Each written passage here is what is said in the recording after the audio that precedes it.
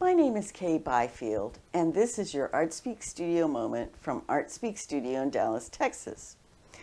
And today we're going to talk about negative shapes.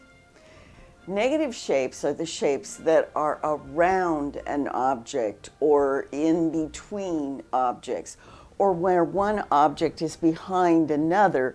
That is the negative to the positive thing that's in front. And a lot of the painting that we do is painting negatively, because with traditional watercolor we paint around the lights, and so we paint what's behind and not what really is the object, and that pushes the object forward. So this week for my class I gave them a project where they were challenged to paint only the negative shapes and not the positive shapes. And I thought I would share with you how this is done. In order to do this, I showed my students a viewfinder, which, as you can see, is just a little hole that you can use to look through to find your subject and isolate it from what's around it.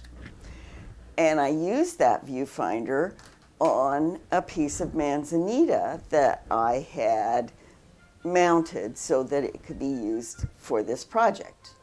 So using the viewfinder, I found a section that I thought was interesting and showed the students how to design the picture plane.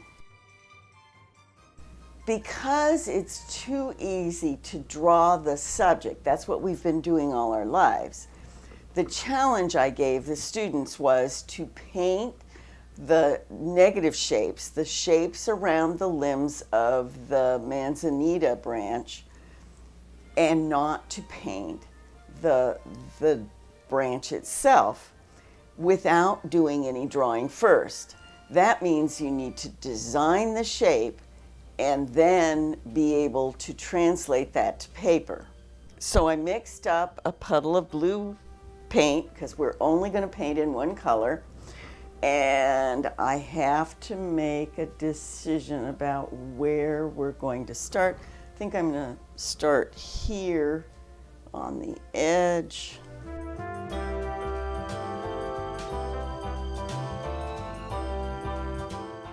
And where the branches overlap, we just paint the area that does not have any branches.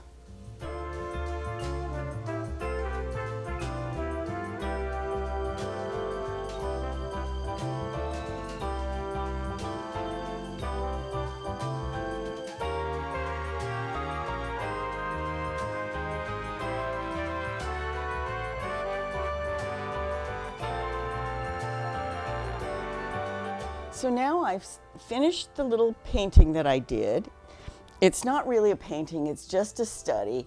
I was trying to capture negative shapes, only looking at the negative shapes. And when the branches went behind and in front of each other, then I just painted the negative shape between them. So where they overlap, they just overlap.